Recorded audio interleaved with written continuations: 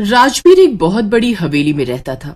उस हवेली में उसके अलावा कोई भी नहीं रहता था। बस उस हवेली में एक बूढ़ी औरत काम करने आती थी और चुपचाप काम करके चली जाती थी। एक दिन राजवीर अपनी गाड़ी लेकर घर से निकलता है और रास्ते में शीतल एक बस स्टॉप पर खड़ी उसका इंतजार कर रही होती है। शीतल को देखकर राजवीर गाड़ी उसके पास ले जाकर रोक देता है। शीतल दरवाजा खोलकर गुस्से में अंदर बैठ जाती है। पता है ना, मैं कब से यहाँ खड़ी तुम्हारा इंतजार कर रही हूँ। तुम्हें तो मेरी कोई परवाह ही नहीं है। अरे तुम तो एसी वाली गाड़ी में आते हो, पर यहाँ तो मैं बस से धक्के खाती हुई आती हूँ और ऊपर से इतनी गर्मी। अरे बस भी करो, मुझसे गलती हो गई। अब गुस्सा छोड़ो और बताओ कहाँ चलना है। मुझे नहीं पता। अरे पापा शांत हो जाओ, फिर मुझे तुमसे एक जरूरी बात भी करनी है। अरे सब्र करो, बताता हूँ। दरअसल अब मुझसे भी इंतजार नहीं होता। हम कितने कितने दिनों में मिल पाते हैं, इसलिए अब बस मैंने सोच लिया है कि हमें अब शादी कर लेनी चाहिए। शादी का नाम सुनकर शीतल खुशी से पागल हो जाती है। उसे तो राजवीर की इस बात पर यकीन ही नहीं हो रहा होता कि वो उसे शादी के लिए पूछ रहा है। अरे तुम कैसी बात कर रहे हो? मैं तो कब से इस दिन का इंतजार कर रही थी। मैं आज ही गांव में अपने माँ बाप को फोन करके बताती हूँ। नहीं नहीं, उनको कुछ मत बताओ। ये तुम क्या बोल रहे हो राजवीर? उन्हें हमको ये बात तो बतानी पड़ेगी ना। तुम्हारा तो इस दुनिया में कोई नहीं है, पर मेरे तो माँ बाप है ना, और उनके बिना हमारी शादी कैसे हो सकती है? नहीं, मेरा वो मतलब नहीं है शीतल। देखो, मैं बस चाहता हूँ कि अभी हम बस एक नॉर्मल सी शादी करके साथ में रहते हैं, और जब दोनों को ठीक लगेगा तो हम खुद उनको जाकर बताएंगे, और फिर एक बार गांव में भी धूमधाम से शादी कर लेंगे। शीतल राजवीर की बात मान लेती है और दोनों चुपचाप शादी कर लेते हैं। इस शादी के बारे में वो किसी को भी नहीं बताते। राजवीर शादी करके शीतल को अपनी हवेली में लेकर आता है। इतनी बड़ी हवेली देखकर शीतल तो हैरान ही रह जाती है। बाप रे बाप, इतनी बड़ी हवेली! तुम यहाँ रहते हो? शीतल हवेली देखते देखते अंदर जाती है। राजवीर शीतल को उसका कमरा दिखाता है। शीतल अपना कमरा देख बड़ी खुश होती है। उसके लिए तो ये सब सपने जैसा होता है।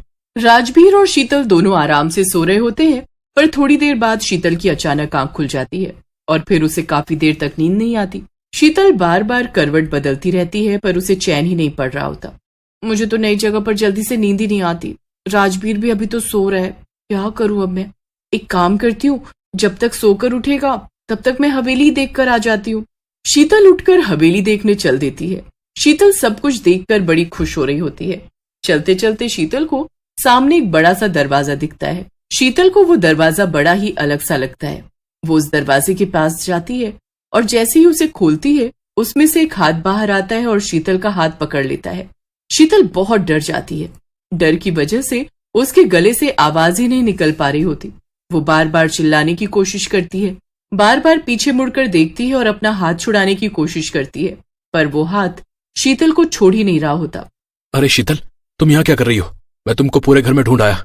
शीतल राजवीर को वो हाथ दिखाने की कोशिश करती है, पर अब ना तो वो हाथ होता है और ना ही वहां कोई दरवाजा। शीतल को अपनी आंखों पर यकीन ही नहीं हो रहा होता। वो बड़ी परेशान सी हो जाती है और बार बार राजवीर को बोलने लगती है, राजवीर, यहाँ भी एक अजीब सा दरवाजा था और जब मैंने उसे खोला तो उसमें से एक हाथ निकल कर आया और उसने मेरा हाथ पकड़ लिया। शीतल राजवीर को बहुत समझाने की कोशिश करती है, पर राजवीर उसकी एक नहीं मानता। उसके बाद घर में एक औरत काम करने आती है। शीतल को वो औरत भी कम अजीब नहीं लगती। वो उसके पास जाकर बात करने की कोशिश करती है। अरे आप यहाँ काम करती हो क्या? यहीं पास में ही रहती होंगी ना?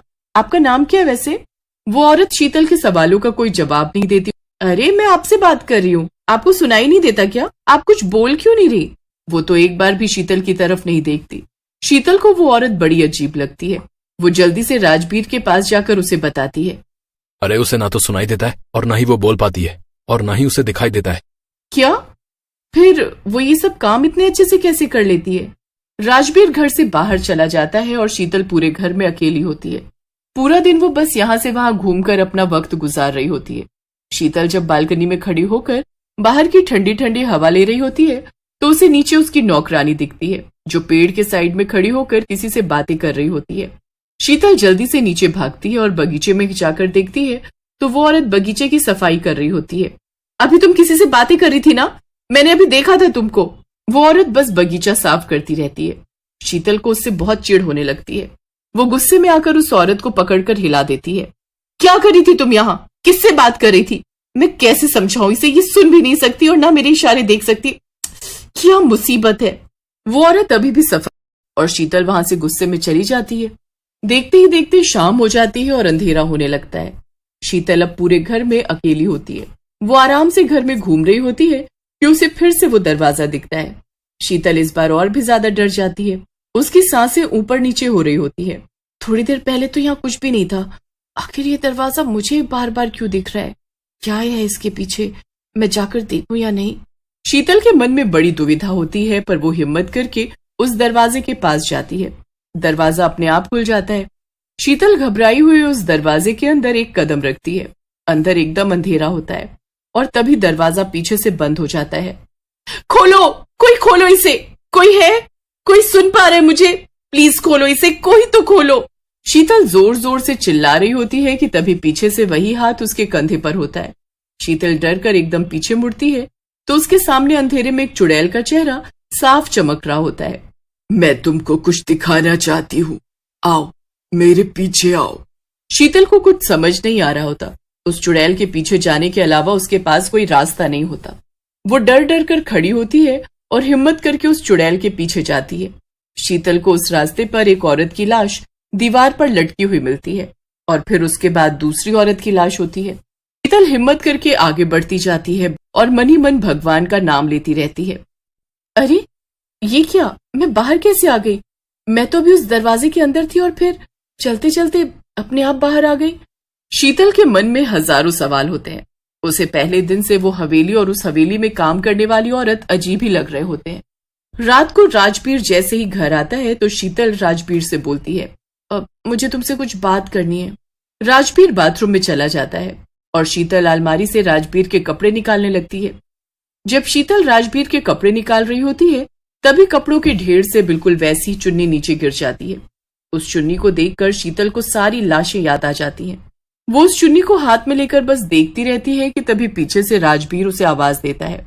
शीतल घबरा जाती है और उस चुन्नी को वापस अलमारी के अंदर रख देती है।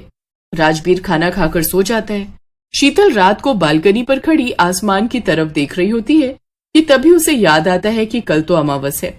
कुछ तो गड़बड़ है और मुझे इन सब के बारे में बस वो चुड़ैल ही बता सकती है। शीतल हिम्मत करके उस दरवाजे के पास जाती है और उसे खोलकर अंदर जाती है। अंदर जाकर वो उस चुड़ैल को आवाज देती है। अचानक से चुड़ैल उसके सामने आ जाती है। इन सब लड़कियों से पहले उस राजबीर ने शादी की और फिर अमावस की रात दिन का गला घोट कर मार डाला। कल अमावस की रात है और तुम्हारे पास ज्यादा समय नहीं बचा है। तुम राजबीर की आखिरी बलि होगी जिसके बाद वो अपनी कोई भी इच्छा पूरी कर सकता है। तुम कौन हो और तुम मेरी मदद क्यों करना चाहती हो? पहचाना नहीं तुमने मुझे शीतल? मैं पायल। चुड़ैल वहां से गायब हो जाती है। शीतल को अब सब समझ आ जाता है। तभी राजबीर ने मुझे अपने घर वालों को कुछ नहीं बताने दिया। मुझे जल्दी से यहाँ से निकलना होगा वरना ये मुझे भी मार देगा। शीतल उस दरवाजे से बाहर आ जाती है। मैं यहाँ से बाहर नहीं जा सकती और अगर चली भी गई तो राजबीर मेरी जगह किसी और की बलि देगा। शीतल चुपचाप जाकर अपने कमरे में लेट जाती है। आधी रात को राजबीर बिस्तर से उठकर बाहर जाता है। शीतल को पता चल जाता है और वो उसका पीछा करते हुए रसोई के बाहर जाकर खड़ी हो जाती है। रसोई में राजबीर और वो औरत बातें कर रहे होते हैं। मैं कल बलि और शैतान के भोग के लिए सब तैयार कर दूंगी बेटा। बस कल इसकी बलि चढ़ जाए तो हम सबसे ताकतवर बन जाएंगे। अगले दिन अमावस होती है। शीतल बहुत डरी हुई होती है। शीतल को कोई रास्ता नहीं दिखता और फिर उसे पायल याद आती है। पायल जो उसकी और राजबीर की बहुत अच्छी दोस्त होती है, पर राजबीर ने उसकी भी बलि चढ़ा दी होती है। शीतल जल्दी से उस भूतिया दरवाजे के अंदर जाती है। मुझे आज तुम सबकी जरूरत है। उसके लिए तुमको हमें इस भूतिया दरवाजे से बाहर निकालना होगा। पर कैसे? इन सबके गले में बंधी इन चुन्नियों को खोलकर। शीतल जल्दी जल्दी सबके गले में बंधी चुन्नी खोलने लगती है और तभी उसे राजबीर की आवाज आ जाती है। एक एक करके वो सबकी चुन्नी खोल देती है और तभी राजबीर उस दरवाजे के अंदर आ जाता है। राजबीर जैसे ही चुन्नी से शीतल का गला दबाने की कोशिश करता है, सारी चुड़ैलें जिंदा हो जाती हैं और राजबीर और उसकी मां को पकड़ लेती है। पर वो चुड़ैलें उन दोनों को जान से मार देती हैं और उसी भूतिया दरवाजे के पीछे उनकी लाश को लटका देती है। शीतल उस हवेली से आजाद हो जाती है। उसके बाद वो अपने माँ बाप के पास गांव चली जाती है और उनके साथ एक सुख शांति का जीवन बिताने लगती है।